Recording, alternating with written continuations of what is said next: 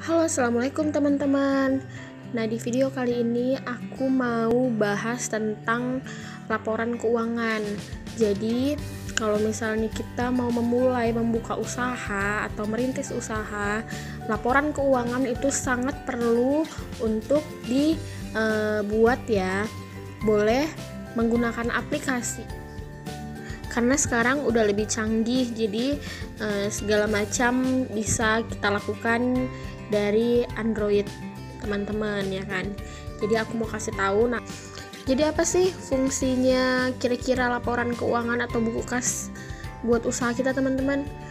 Nah, fungsinya itu adalah untuk mengontrol keluar dan masuknya uang di usaha kamu. Jadi per hari, kalau misalnya aku bikin per hari ya kan, per hari masuknya berapa, lalu per hari pengeluarannya berapa, itu terkontrol. Jadi kalau misalnya ada pengeluaran berlebih atau pemasukan yang tidak sesuai dengan hari-hari sebelumnya, itu bisa ketahuan gitu teman-teman. Nah, jadi misalnya nih teman-teman alhamdulillah punya usaha lalu mempekerjakan seorang karyawan. Nah, di buku kas teman-teman atau di laporan keuangan teman-teman, biasanya 10 hari terakhir pemasukannya itu misalnya Rp500.000. Nah, di suatu hari pemasukannya itu hanya misalnya Rp150.000. Kan agak aneh ya, agak aneh. Jadi kalian bisa tahu ini kemana nih, kenapa bisa nggak sesuai pemasukannya dengan hari-hari sebelumnya, apakah karena faktor eksternal atau faktor internal lainnya gitu teman-teman. Nah, jika usaha kita itu nggak pakai laporan keuangan atau pembukuan, itu akan susah di teman-teman juga. Teman-teman susah mendeteksi keluar masuknya uang teman-teman itu, perputarannya gitu. Jadi agak bahaya juga, nanti yang ada malah lebih besar pengeluaran daripada pemasukan teman-teman. Jadi baiknya kalau teman-teman mau memulai suatu usaha, bikin juga pembukuannya. Nah, aku sarankan pembukuan itu dilakukan tiap hari ya teman-teman. Jadi nanti laporan keuangannya itu bisa di-print per bulannya. Nah, jadi teman-teman, di video kali ini aku mau bikin laporan keuangan melalui buku kas. Jadi dari aplikasi buku kas. Nah, langkah pertama, silakan teman-teman ke Google Play Store. Lalu teman-teman ketikkan buku kas. Nah, ini nih teman-teman, jadi buku kas itu yang ada gambar lebahnya ya teman-teman. Teman-teman silahkan install aplikasi tersebut. Kita lanjut ya teman-teman, buka.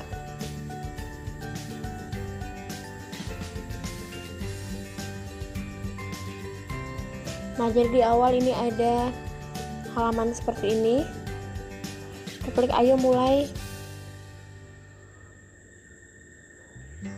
Nah, jadi karena aku udah pernah bikin akun sebelumnya, jadi nomor telepon aku udah tersimpan di sini. Nah, kalau untuk teman-teman, silakan teman-teman masukkan nomor teleponnya, lalu buat akun ya teman-teman. Jadi ini aku klik nomor aku. Oke, dari WhatsApp. Nanti langsung terhubung ke WhatsApp. Jadi waktunya nggak lama teman-teman, sekitar 30 detik. Jadi teman-teman harus ketik angka yang dikirim dari WhatsApp sesuai pilihan teman-teman. Kalau teman-teman pilih via WA. Nah, jadi kita masuk ke langkah pertama. Jadi langkah pertama yang harus teman-teman buat adalah teman-teman bisa klik di bagian kiri atas. Itu ada tambah bisnis baru. Jadi kalau misalnya aku punya 3 usaha seperti pupuk limbah, rental, sama peternakan ya teman-teman. Jadi ini aku mau kasih tahu, kita coba tambah bisnis baru ya. Ini nama bisnisnya misalnya grosir beras. Dan nomor teleponnya itu nomor telepon kita otomatis. Lalu tipe penggunaan pribadi, keperluan pencatatan keuangan, mengelola pengeluaran dan pemasukan pribadi, monitor pendapatan atau usaha sampingan dua-duanya benar. Oke, kita pilih dua-duanya benar.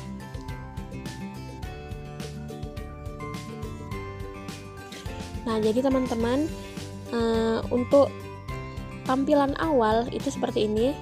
Yang di sisi bawah paling sebelah kiri itu adalah pencatatan hutang. Nah, yang di tengah adalah transaksi.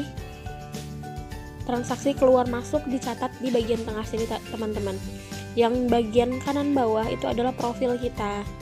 Jadi di sini nanti akan ada beberapa fitur.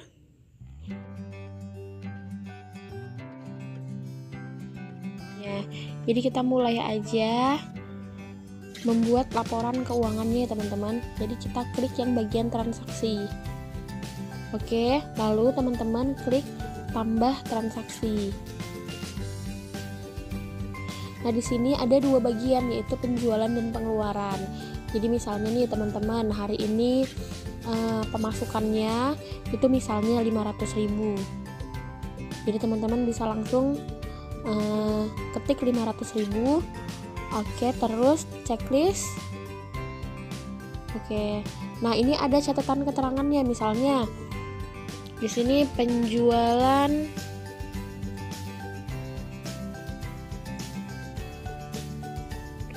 penjualan 5 karung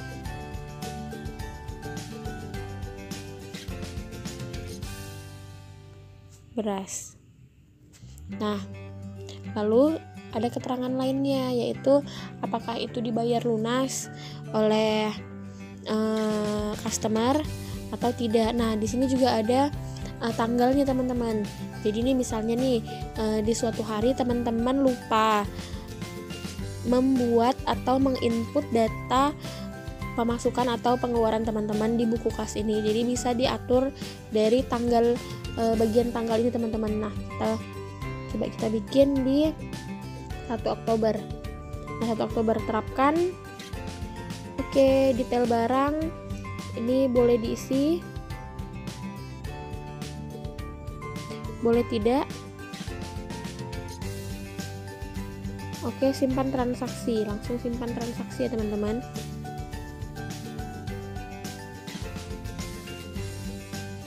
Nah, ini ada di sini, masukkan nama toko atau bisnis untuk invoice grosir beras. Oke.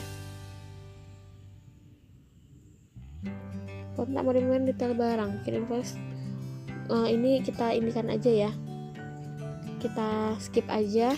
Nah, lalu misalnya di hari yang sama teman-teman itu beli beras atau mengeluarkan modal ya kan. Jadi kan itu pengeluaran. Boleh kita lakukan tambah transaksi, lalu pengeluaran. Lalu misalnya nih, pengeluarannya hari ini 1 juta. Nih. Oke, checklist. Lalu di sini catatannya kita tulis modal belanja 10 karung, tahu gini ya,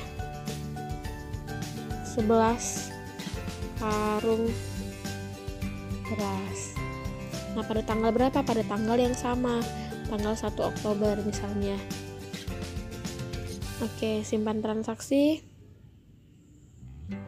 Oke, nah di bagian ini jelas terlihat pada tanggal 1 Oktober 2020 teman-teman memiliki pemasukan atau penjualan sebesar Rp500.000 dan pengeluarannya itu Rp1.000.000. Jadi keuntungan teman-teman itu minus Rp500.000. Nah gitu ya teman-teman. Nah jadi di hari kedua teman-teman melakukan transaksi kembali. Jadi silahkan teman-teman catat transaksinya. Nah misalnya teman-teman melakukan penjualan itu sebesar Rp700.000. Jadi kita ketik Rp700.000. Lalu catatan keterangannya, penjualan beras 7 karung. Lalu tanggalnya hari Jumat ya teman-teman. Oke. terapkan simpan transaksi. Oke. Nah, di sini langsung terlihat keuntungan teman-teman itu dari keseluruhannya adalah Rp200.000 teman-teman. Jadi dari hari sebelumnya itu teman-teman keuntungannya minus Rp500.000. Di hari kedua penjualan teman-teman naik Rp700.000, maka di sini langsung tertera keuntungan keseluruhan teman-teman Rp200.000.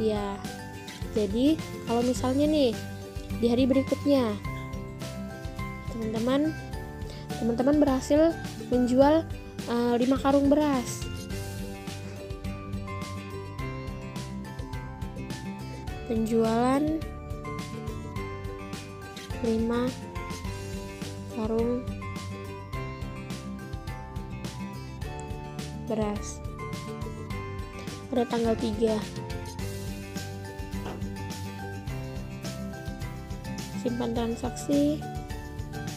Oke. Nah, maka di sini keuntungan teman-teman itu udah langsung terakumulasi. Penjualan keseluruhannya itu Rp1.700.000, pengeluarannya itu sebesar Rp1.000.000 pada tanggal 1 Oktober. Nah, lalu keuntungan keseluruhannya itu Rp700.000. Jadi, kalau misalnya teman-teman mau unduh laporan keuangan, itu silahkan kembali ke profil, lalu unduh laporan. Ini dia, laporan laba rugi, laporan hutang piutang, atau laporan pelanggan. Jadi yang kita pilih adalah laporan laba rugi. Kita unduh.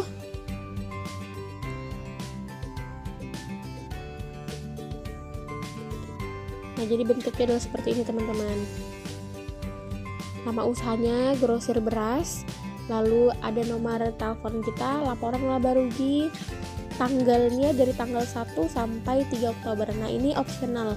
Jadi bisa teman-teman ubah tanggalnya sesuai keperluan teman-teman. Nah, dibuat pada tanggal 3 Oktober 2020 jam hari ini. Totalnya ada 4 transaksi pada tanggal 1 bulan 10 atau tanggal 1 Oktober. Itu penjualannya Rp500.000 dan pengeluaran Rp1.000.000. Pada tanggal 2 Oktober Rp700.000 dan pada tanggal 3 Oktober Rp500.000. Jadi total omsetnya itu adalah Rp1.700.000 dengan pengeluaran Rp1.000.000, lalu keuntungan bersihnya itu Rp700.000 gitu teman-teman. Nah, aku harap ini bisa membantu teman-teman untuk membuat laporan keuangan. Jadi usaha teman-teman tetap bisa berjalan sesuai dengan yang diinginkan. Kalau bisa terus meningkat. Ya teman-teman, sekian dulu video dari aku. Yang belum subscribe, silahkan subscribe, like, dan komen video ini agar aku makin semangat bikin video yang bermanfaat untuk teman-teman semuanya. Wassalamualaikum warahmatullahi wabarakatuh.